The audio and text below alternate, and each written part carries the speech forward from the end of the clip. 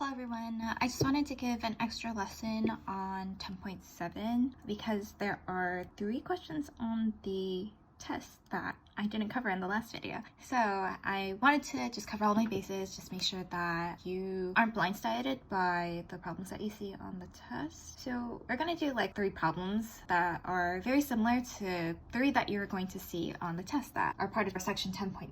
So I showed you guys in 10.7 how to graph a circle. However, the equation that you're going to be given on the test is going to look something like this. The problem here is that it is not in our standard form. So we want to change it so that it is.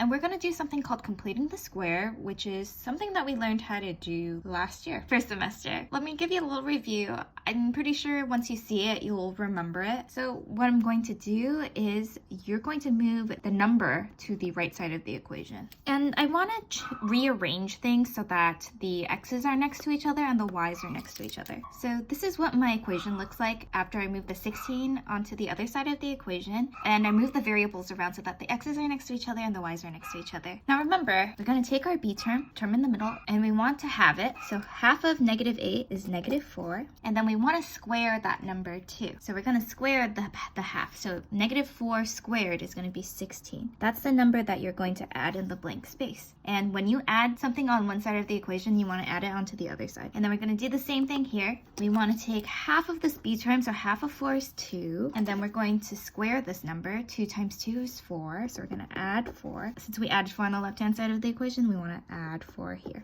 Now let's simplify it on the right-hand side. And now we're going to do like the completing the square part. The reason why we have that blank space and we move that 16 onto the other side is so that we can add a number so that this becomes a square. So it looks like the standard form that we learned the other day. So this is going to turn into parentheses x minus this number that we got, the half number, squared, plus we're going to factor this, y plus that half number that we got, 2 squared. And now this equation is in standard form. So let's graph it. Center of the circle is at 4 and -2, and then we want to find the radius. So we want to take the square root of this number. It's going to give you 6, and then we're going to graph it. So graph the center first, 4 and -2, and then our radius is 6. There's the graph for our circle. Let's do this one more time so that you guys see the completing the square another time. Okay, so I forgot to type in the -8x, but let's rearrange this. Okay, so I moved the 9 onto the other side by subtracting 9 on both sides. And then we want to take half of your b term. So half of -8 is -4. And then we want to square that number. -4 squared is 16, and that's the number you add on both sides of the equation to complete the square. Same thing here. We want to take half of that b number. Half of 6 is 3. And then we want to square 3 to get 9. Now on the right hand side, -9 plus 16 plus 9 is going to give you 16. And then we're going to complete the square, x, and that half number that we got, -4. Squared plus y, and that half number we got plus 3 squared. If it's positive, it's going to be plus. If it's a negative, then it's going to be minus. And then our center of the circle is going to be at 4 -3. The radius is going to be 4. And now let's just graph this, and we have our circle. Let's move on to the next example. Example 4, we're asked to prove whether a point is going to be on the circle. On your test, it's going to ask if it's inside, outside, or on your circle. And we'll talk about that in a second. For this problem, we're asked to find whether this point is on the circle. So if it's on the circle, it's going to be on the curve of the circle. If it's inside the circle, it's going to be inside, and if it's outside of the line. Now, what we want to do is we want to find the radius of this circle. We know that the center of the circle is at the origin, and it contains the point 2, 0. What you could do is you could use the distance formula, but the center is at the origin, and it contains the point 2, 0. Then the radius is going to be 2 units long, right? Because it's 2 units to get from the origin to this point. Now, what we're going to do next is we are going to use the distance formula with the origin and the point. If this number is less than your radius, it's inside. If it is equal to your radius, it's on it. But if it's greater than, it's outside. Let's use the distance formula. I made a small error, so ignore the white hat. But we're going to use the distance formula with the point and the origin of the circle. So we want to subtract the x values, root 2 minus 0. Subtract the y values, root 2 minus 0. And then you're going to square it and then add it together. Root 2 minus 0 is just root 2. And if you square root 2, it's going to be 2. And then 2 plus 2 is 4, and the square root of 4 is 2. So because the distance is equal to the radius, it is on the circle. Let's do this one more time just so you guys can see how to do this. We're asked to prove or disprove that the point 1, root 5 lies on the circle centered at the origin and contains this point 0, 1. So if the center is at the origin and the point 0, 1 is on it, that means the circle has a radius of 1. And now since the center is the origin, we're going to use distance formula and we're going to see if it's on the circle. Subtract the x's, square it, and add it to subtract the y and square it. 1 minus 0 is 1, square that is 1. Root 5 minus 0 is root 5, square that is 5. And I get the square root of 6.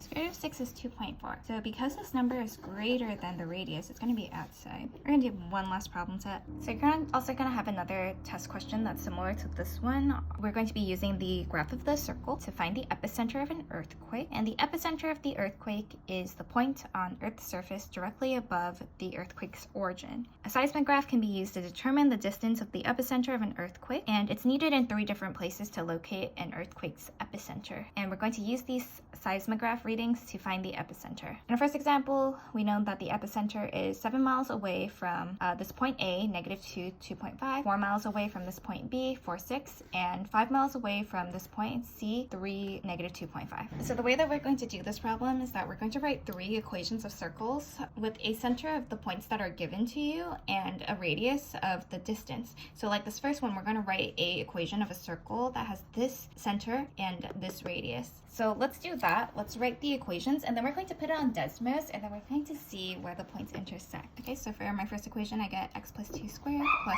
y minus 2.5 squared is equal to 49, which is 7 squared. And then I'm going to write the equations for the other circles. And here are the equations of our 3 circles. And now let's put it into Desmos and see where the circles intersect. And that's going to be the answer. So this is what the circles look like graphed on Desmos. And you want to find the point where the 3 circles intersect. If you click on the circles, then you can find that it's at 4.99, 2.124. We can round that to 5.2. There's also one more problem that I'd like to show you. That's also going to be similar to a question that's going to be on the test.